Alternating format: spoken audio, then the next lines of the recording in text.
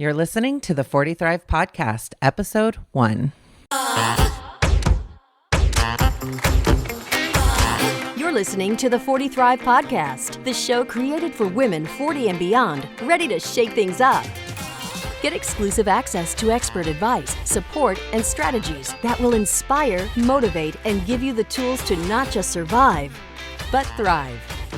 And now, your host, Jackie McDougall. Welcome to the premiere episode of the 40 Thrive Podcast. I am super grateful that you are here today. I know you're busy, you have a lot going on, so the fact that you're committing this time to your own growth and happiness and sharing it with me, I truly appreciate it. If you're listening to this podcast, there's a good chance you're a woman over 40 and tired of the status quo. Maybe you feel ready to take some action toward a better life, but you're not sure exactly how to do that.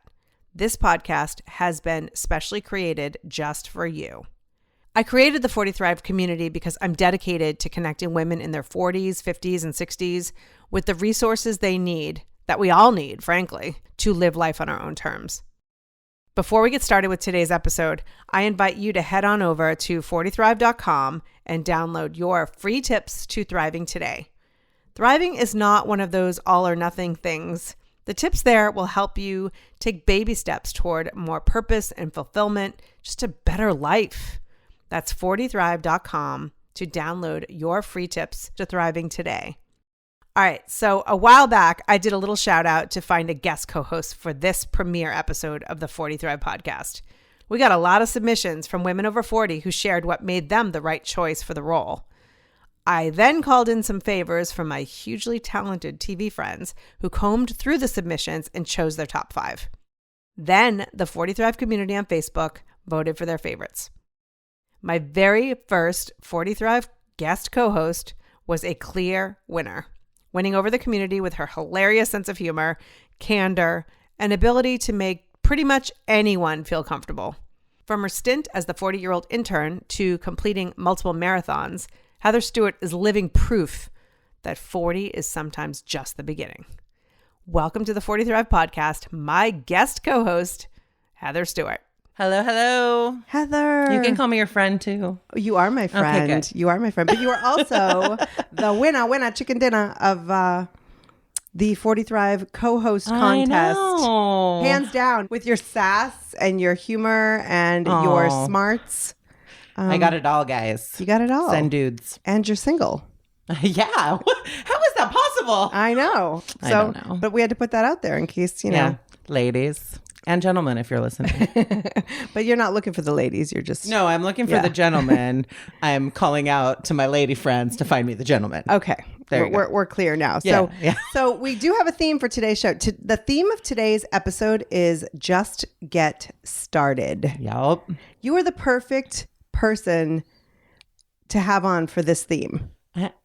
Yeah, I got a lot going on. Isn't that funny? So, yeah. Before we get into that, because I really want to talk about the struggles of women over 40 and when I say women over 40, I mean women over 40, 40s, 50s, 60s, and beyond. That is one of the most common misconceptions about 40 Thrive is that it's for women in their 40s, but 40 is a starting point. Remember when we were growing up and, well, I recall my father's, it was actually my mother's 40th birthday. And there was all that like life begins at 40 themed party goods around. And I thought, how stupid. I remember growing up when my parents and their friends had 40th birthdays where they would get like Geritol wheelchairs and totally nurse strippers.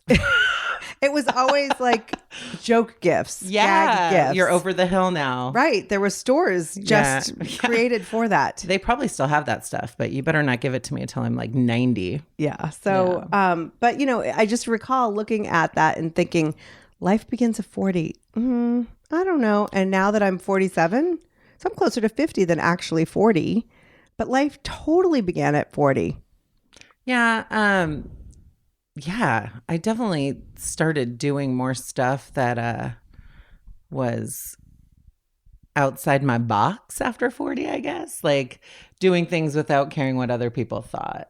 Right. Yeah. Right. And Yeah, you for had sure. the ability to just get started. So Yeah. I want to first talk about right before your 40th birthday, I believe it was. Please correct me on if I'm wrong with anything. Yeah. Go ahead. You decided you were going to run a marathon. I did. I always say like running is a strong word. I completed a marathon. Okay. I did run most of it, so there was some intervals in there. But yeah, I get tired driving a marathon, so 26.2 miles. So let's not take away the mad respect I have for you moving your body take for it, I'll take 26.2 miles. However you got there, Yeah. if you're on your knees at the end, I don't care. You did it. Yeah, no, it was. I would count it even today as one of the best days of my life because it truly proves that when you start out, you make a goal, you work hard for it, you can accomplish it. You know, I always said, I don't want to fly a plane, but if I really wanted to learn how to fly a plane, I know I have that capability. And marathon, the training's the hard part. The day of the marathons, this is the easy stuff. You know, your friends are out there. People are cheering for you. People give you water and fruit, and you see a beautiful city. And I mean, that's the easy day. The hard day is going out there on your own accord and saying, "Okay, I'm going to run 20 miles today by myself. Nobody cares." Right, So, right. Nobody, yeah, there's so no if one on you the can side get of the through road that, cheering you yeah. on. If you can get through that, you can do the marathon day, and it's still a great day. I love finish lines are my favorite place. So It's so good. either running through it or cheering at it. I'm a finish line crier for sure. Yes. Yeah. The finish. Did you cry every race that you do? No, it depends on how hard the day is. I've done. All right, are you ready? I've done over 30 half marathons. Wow. And I've completed 3 marathons. And tears come for different reasons. So that first marathon, I thought I was going to burst into tears, and I was like, I'm fine. This is great. And then I saw my friends that I trained with, and it was kind of that moment that was like, oh, we did this. And that's when I lost it. And then the second year was much harder. It was really hot. I wasn't feeling well. I was injured. I walked pretty much the back half of the race, and crossing that finish line, it was like pain tears, like sad and upset. So it's different every time, but there's a sense of accomplishment. Sometimes you're Absolutely. happy tears and sometimes no tears, but I cannot watch a marathon without crying and watching people run through it. Well, it's strangers, just such a doesn't matter. huge Yeah. accomplishment, but you nailed it. So whether you want to run a marathon, or you want to get a new job, or you want to take a class, all of which apply to you at this point, which True. we'll get into, but it's not about that day. It's not about the accomplishment. It's about two things for me. Number one, deciding to do it. I think making the decision to do something is the biggest hurdle of all. And then getting started. So you made the decision to run a marathon. You then got started. I can't imagine running 20 miles by myself with nobody to be accountable to. So that takes a lot of guts and a lot of grit to push through and to make that happen. But I don't know that even those days are as hard as those initial making the decision and getting started. Yeah, I think you're right. I think when you look at those two things, I think the making the decision is like, I want to do this, you know? And so, but you can want to do something for 20, 30 years and never do it. So I think the getting started part is the hardest for me.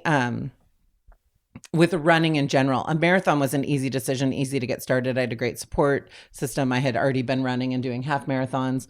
But when I first started running, I was grossly overweight and was so embarrassed and scared to run that I'd go and walk the local community college track with my friends, and I'd wait till they all left, and I would run the straightaways and walk the curve. And that was the very first steps I took running.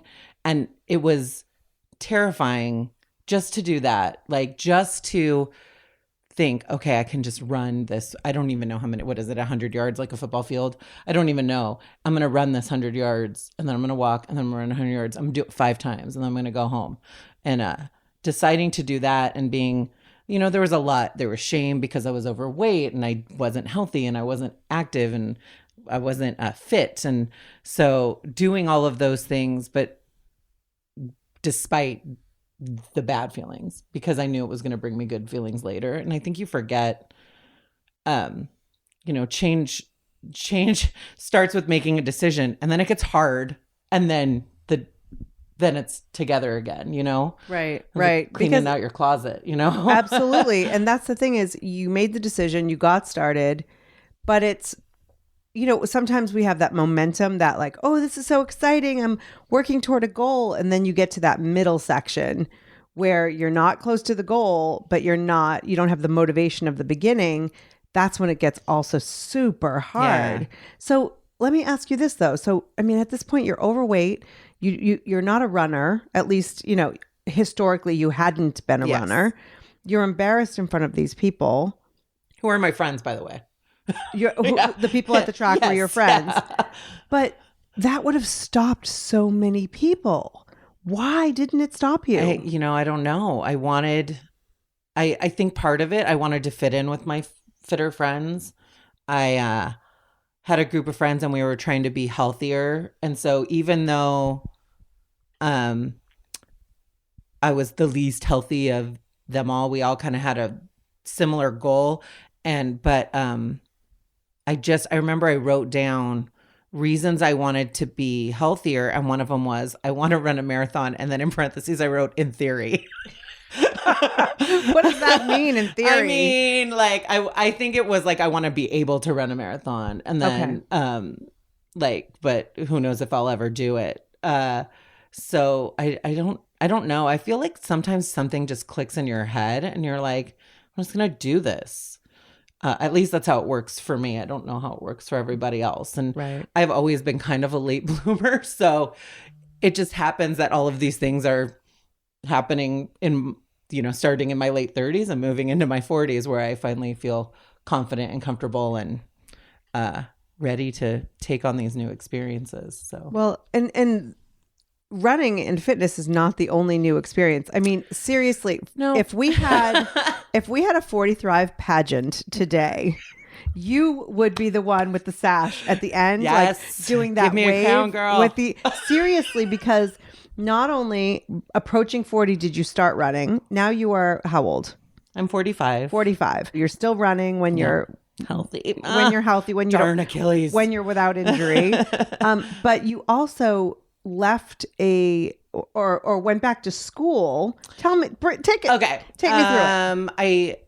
In my late 30s, I went back to college because I had never gotten my bachelor's degree, and then got my bachelor's degree, and again thought, oh, maybe I'll get a master's degree. I'm just going to go to this information meeting, and then turned in my application at the information meeting and went to grad school. So I graduated. I had my master's degree after I turned 40. I think it was 43. Yeah. Wow. Yeah. And in the meantime, you were working full time. I was working full time. I do a lot of community service work. But when I was working full time, I just started back at the bottom because I wanted to work for a specific company. Mm-hmm. So I took an entry level position. Actually, it was an internship. Really? And I was 40. So you were 40. I was a 40-year-old intern. Yes. And you became an intern. Yes. Yeah. Just for a half a second. So if you're listening right now and you are wondering if you're too old or, it's your prime has passed you by, I insist you continue to listen, people, because Heather is going to obliterate those that mindset. Yeah, I really wanted to work for this company, and I thought this was the best way to do it. And I had some connections, and I'm very lucky to have a great network of people who believe in me. And so I got the internship with very little interviews. And while I was interning, I just took initiative and applied for jobs within the company, knowing that it was the best way to do it. And I'd already have the experience. And then I took an entry level job and kind of worked my way up. So all while going to school and running marathons. And wow. I So- think there are certain industries where, my background is in entertainment. There are certain industries where we feel like we're aging out. where there aren't as many opportunities. Was that anything like, was that something you were considering while you were applying for internships? I, for the internship specifically, yes. I was definitely the oldest person in my intern class of 30 people. But the industry I was in, which is hospitality, and specifically I worked for a company that was, 50 years old. So, and catered to an older demographic. So I didn't feel like I was aging out in that, but definitely applying for internships felt a little odd. Right. Yeah. It felt weird. So you worked your way through that company. Yeah. And then recently, this year, you jumped ship and went Pardon the pun. and went to a startup company. I did. I decided that it was time to spread my wings, if you will.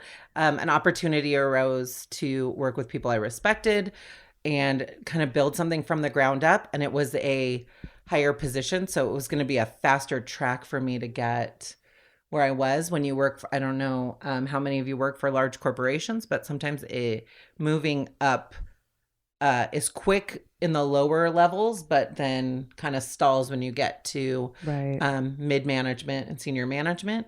And you're just waiting for someone to die at that point. Yeah, pretty much, or die or leave. And so I kind of made a scary decision. And on the day I got the job offer, my offer was accepted on a house. So, it was like new job, new house. Why not? Wow. So now at a point in your life, because this is this year, so around 45 years old. Yeah. At a point. It was literally like a month before my 45th birthday. And there are so many people at that point in their lives that they're like, I need stability. Life needs to be stable. I'll just ride this out for the next 20 years, getting my benefits. And again, here you are kind of bucking against tradition and going into a startup. So what kind of mindset did you have to be in to be able to let go of something that may be perceived as quote unquote safe? I'm a big proponent of pro-con lists. And I really sat down. I talked to my circle, and then I sat down and kind of made a list of, does this make sense for me? And the pros so far outweighed the cons that meant anything. So the benefits were different. I was working in hospitality and travel, which meant I got lots of travel benefits, which was really exciting for me and for my family. But I kind of took that one off the table because I couldn't stay somewhere just because I could get my mom cheap vacations. I had to look at it just for myself. So I really looked at it, and the only thing on my con list at that point ended up being a commute, and I was going to carpool with someone. So it was really about, what's really best for you at this point, and versus what's safe and easy. And sometimes I just feel like I don't always take the hard route, but there are times that are like key moments in your life where you got to climb the mountain, I guess, versus walk the flat ground. Right. So, and this was one of those times. I see a theme though, because to be able to get started and run multiple marathons and half marathons, become an intern over the age of 40, back at school, and then jumping ship to go to a startup that's not safe at all. The key element here is your belief in yourself. Is that something that you have always had? I think it's something that, like most women, I struggle with too. I just get to a point where I'm like, I don't have that much to lose, I guess. I don't know what it is. I'm confident about a lot of things, and I'm not confident about a lot of things, just like anybody else. But decisions, when it comes to decision making, I just kind of look at it like, is this going to be what's best for me, or is this going to be what's easy for me? And I don't always pick the best. Sometimes I do pick the easy, just like anyone else. I'm a vibe person, and I go with my gut, and I listen to my gut a lot. I mean, I always bounce things off my key people, but ultimately the decision is up to me, and I got to do things to shake it up sometimes, I guess. Right. Well, it's funny because when I started the 40 Thrive community on Facebook in, I think it was June of 2017, it was just a little group, and I invited some of my Facebook friends, and I asked them, one of the first questions was, what's on your bucket list? And it was that question that was really the catalyst for all of this. And because people were like, oh, I want to go to Europe before I die, or, oh, I want to take an improv class, or I want to do this, but the bucket list. And it was funny because one of the community members was like, wait, this is a bucket list? Like, why aren't you doing this stuff? And it was exactly what I was thinking, because we tend to go, oh, that's too far reaching for me to even get started. And instead of putting Europe on your bucket list, put it on your 2019 list or your 2020, even if you have to go 2022 list. But we need to be creating some goals here in our lives, because I think that for many of us in our 20s and 30s, there's so many firsts, and you're kind of experiencing a lot of firsts. Your firsts came a lot later. Yeah. For many people, but the firsts are kind of like dying down a little bit in their 40s and 50s and 60s, and there are a lot of lasts. I think that it's just life looks so much different that we start to give up on whether it's a physical goal or a travel or a job or starting your own business. I think that there's this, I can't do that. I'm past whatever point it was. I have no idea where on the calendar it is that we wake up one day and think, oh, I'm not going to do this anymore. I use this example sometimes, and I always get like really strange looks. But if you were born and you knew that you would live for 30 years or 40 years, would you not learn how to walk and run, go to school, live a life filled with thriving and relationships? No, of course you would. You'd still, but we could be here with 30, 40, 50 years left. And yet we're like, oh, it's too late. It's the strangest thing. And I love that you are such a prime example of somebody who's like, I'm just getting started. Because since then, to go back to your story, you have left the startup. Yes. And you've started improv classes. Not they're not connected, Not in but two that different order, things. yes. Yes. But so you're not done yet. No. Yeah, life gives you so many opportunities. I spent a lot of my 20s and I was really lucky. And I spent a lot of my 20s and 30s traveling for work. So I got to see so many cool places. So where other people have these bucket list items that are like, I need to see this and I need to see that. I saw a lot of that stuff. And there's just so many things. I always had a kind of a knack for entertaining people. I'm a natural hostess, and improv just kind of fell into my lap. I decided to take a class, and then every class I take, I'm like, I'll just take this class. And then I go to the next class. I actually had to audition for the class I'm in now. I had to get headshots made. Never done anything like this. I did write a theatrical resume. It literally had the 4 classes I took on it. It was like, what are your special interests? I'm like, running, improv, tacos. I don't like, these are things I love. Those are fantastic interests. Brunch. But it brings me joy every day, and every day I'd get to do it. And it's so funny because I think part of it is the community, which is a lot like this 40 Thrive community. Actually, one of the things you say in improv before you go on stage is, I got your back. You look every person in the eye that you're going on stage with and you say, I got your back. Because the idea of improv is that it's like a team sport. That's fantastic. And it just, knowing that I have that when I'm there makes it easy and fun. And it I'm laughing every Sunday for 3 hours. So why wouldn't I do it? Right. But that's what's amazing too, is a lot of people would think, oh, it's an improv class. I get to go on stage. It's all about me, me, me, me, me. And improv's not about you at all. It's about supporting each other on stage so that the entire group, it's like that whole, high tide rises all ships, right? Or Right. don't email me and tell me I got it wrong. You get the idea. We all know what she meant. That's what, and if you're going to listen to this podcast, you just have to assume that I'm going to say things and misquote them. Get used and to you it. Get the idea. Yeah. Get used to it. It's really important at this age and stage phase of our lives that we show up for other people, because it does, whether you're on an improv stage or in a 40 Thrive group or at one of our live events, that's what matters, is like the more we help each other rise, the better we are all going to be. And this is one of those shows that I'm not going to get political. If you've heard me on past podcasts, that was not the case. But we need in this country more than ever to be helping each other and picking each other up and supporting each other.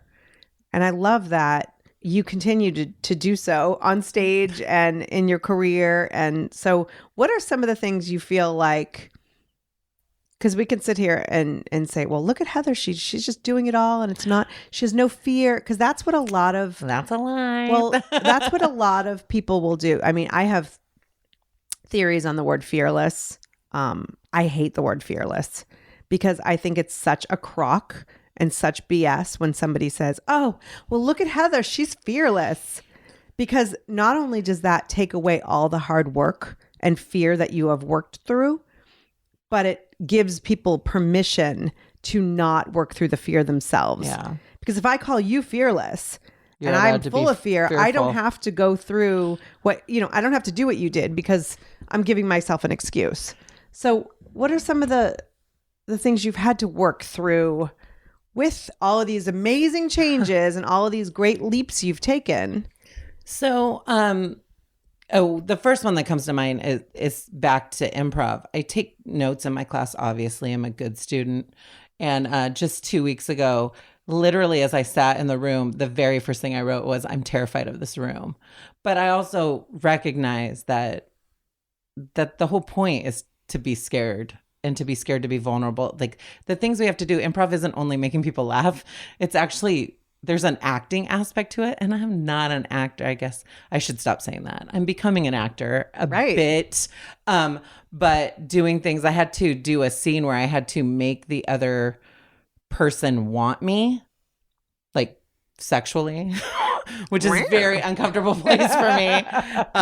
If any of my friends are listening, you guys know I have no game. I don't even know when I'm flirting, and I especially don't know if someone's flirting with me. So trying to pretend that. And then, of course, the other character was a very nice looking young man. And when I say young, because I'm one of the oldest people in my class, Right. Again, it felt a little gross. But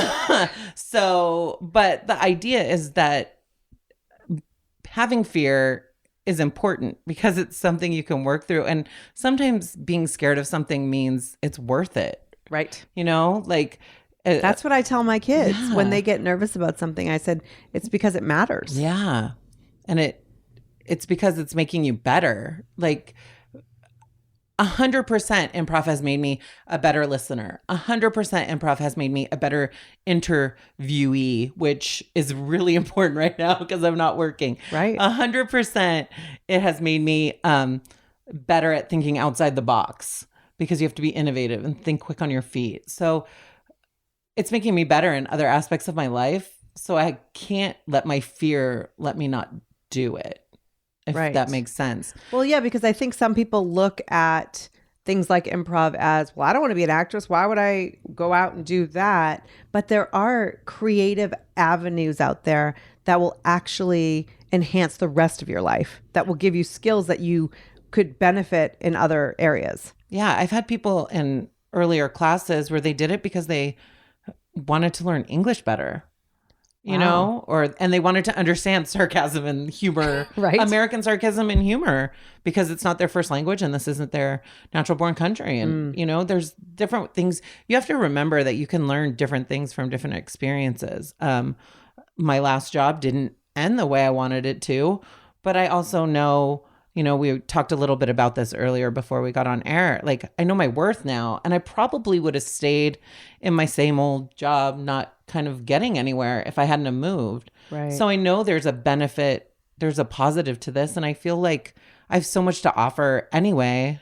Hiring managers out there, I have so much to offer. I can vouch that that I'm not going to be unemployed for long. So I'm not panicking yet. But I also, this is new, and I might panic, but that doesn't mean I'm not going to not look for another job. Right. But what's amazing, though, is that you're not just looking for something to bring home a paycheck. Yeah. You are looking to use the skills that you have and learn new things. And I think it's a really important place to come from, where that fear isn't, you don't necessarily have that fear that you have to just go and take a job at the local Starbucks, because you have that self-worth. Yeah.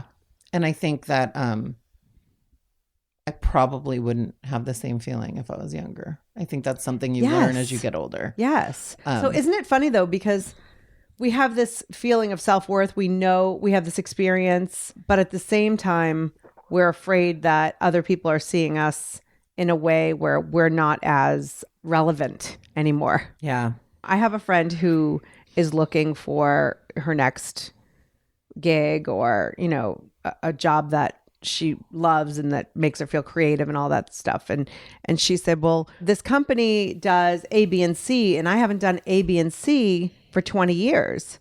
And I said, right, but you've done A, B, and C.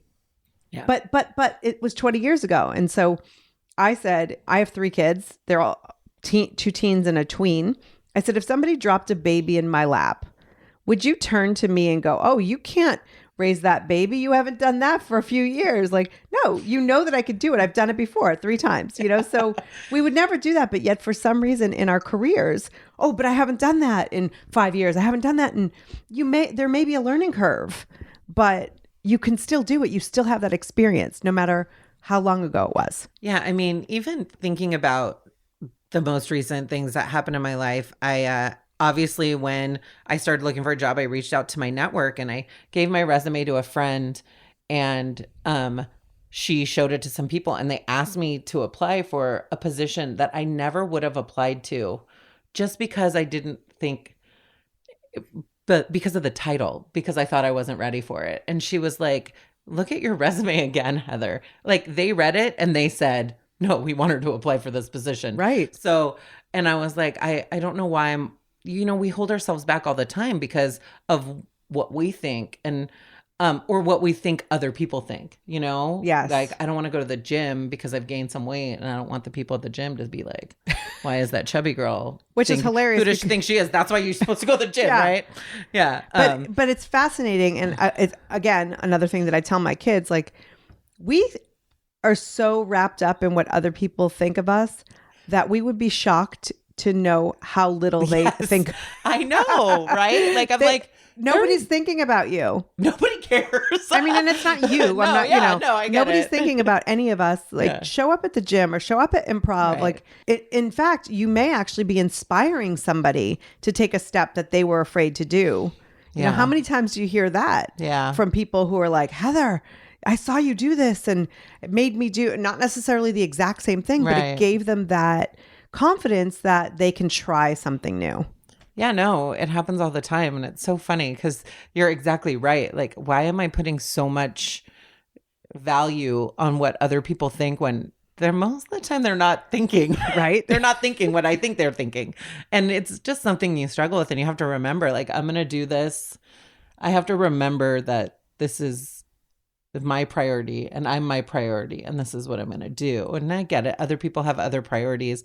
I don't have kids. I don't have pets. I don't have a husband. I have to worry about making sure everyone's okay, which is, as women, I watch all of us do, making sure everyone else is okay. So I can really prioritize myself in a different way than some people my age can. And I totally get that. But you have to put yourself at the top and then do things that bring you joy, because it's just going to bring joy to people around you. Right. Like, you're going to exude it. Like, I'm more confident because I'm taking improv classes. I'm taking improv classes because they bring me joy. Right. Right? Right. Like, it's... And I love that because you mentioned all these other people who are, oh, well, I can't do this because I have kids, or I can't do this because of my husband. And there are definitely things in the way. Right. There are some challenges out there. But at the same time, I've seen it when I am doing something for myself that my family benefits from it because I'm more fulfilled. I am showing up in a way where I'm excited to be home and to be with them and to have that time. And I took a little time for myself for creativity or self-care or whatever it is that I can show up in a different way. And same for you. You may not live with a husband and kids, but when you show up in that way in the world, it only benefits the whole world. Right. I think that it's really hard to understand that some of these challenges that we put in that are in front of us are self-inflicted or self-created, that they're not actually there. And that by a little bit of communication with your significant other or your kids or your cousin or your mother, or whoever it is, a little communication and a little bit of confidence in that you are worth it can go a long way. I agree. I think even me, I'm like, oh, I don't deserve this, or I shouldn't do this. And, you're saying all these nice things and part of me wants to be like, stop. But then the other part of me is like, no, keep talking. And I think that's a common struggle in all of us, right? Give me love. Don't give me love. Yeah. You love everything I'm doing right. You approve of everything, right? Now stop. Right. Don't tell me you approve of it. Just approve of it silently in the corner. Yeah. And I don't think all of the things or any of the things that you are doing come without fear, come without self-doubt. No. And so that's why I sing your praises. Thank you. Not because of what you're doing, but because what you're doing, regardless of the feelings you're having. That's really where I love to have you on this first episode and to show by example. You lead by example, Heather. Thank you. I try. I hope. And it's not because you are amazing, because we're all amazing. Yes. But when we say that, she's doing that because she's amazing, it's the same thing as the fearless, right? So yeah, no. When we don't feel amazing, we feel like we can't do what others are doing. And you lead by example. You're pushing through. And I'm sure there are some days that you sit on the couch and you're like, I don't have it in me. And you accept, Ben and Jerry's or whatever your poison Netflix of choice. And chill by myself on my couch. That sounds nice. I'm coming over. You're welcome anytime. I have wine. First of all, thank you so much for doing this episode. Oh my God. I'm so excited to do it. If you are in our community, well, first of all, you need to be in our community. So head on over to Facebook to the 40 Thrive group. But if you're in our community and you're, there are things that you want to do, there are things that would it enrich your life, enhance your life, bring you more joy, you need to be doing them. And we are 100% there to support you in any way. I reached out to the group earlier to ask them, like, what are some of the struggles you're going through right now, as a woman over 40? Again, when I say over 40, 40s, 50s, 60s, and beyond. And a lot of them are boundaries. Recently, I co-hosted an event called the Self-Care Project with Dr. Suzanne Gilbert-Glenz. That's one of the things that we do at 40 Thrive is co-branded live events, co-branded programs. I am constantly on the lookout for experts and resources that I feel will benefit this community. But creating boundaries, back to the self-care event, we talked about what self-care is, and creating boundaries was number one as far as self-care goes, because I asked the crowd from the stage, what would you say is self-care? And the first person was like, saying no, and then the next person said, saying yes, and so they're both absolutely correct because both of them are creating boundaries of you being valuable and your time being valuable, your efforts and yourself. Yeah. And so saying no when it is aligned with who you are, and saying yes when it feels really good, but not saying either of them when it's all about other people. Yeah. It's so funny because I have an app in my phone. It's a 5-minute journal, and you write, three things you're grateful for in the morning and 3 ways 3 things you're going to do to make the day great. And the very last thing you write is kind of like a positive affirmation. You write, I am. And today I literally wrote valuable as my positive affirmation. So, because it's good to have a reminder sometimes, especially when things aren't always going the way you expect them to. So, yeah, I think boundaries are really important. And you're right. It's saying no to things you don't want to do and saying yes to the things that kind of feed your soul.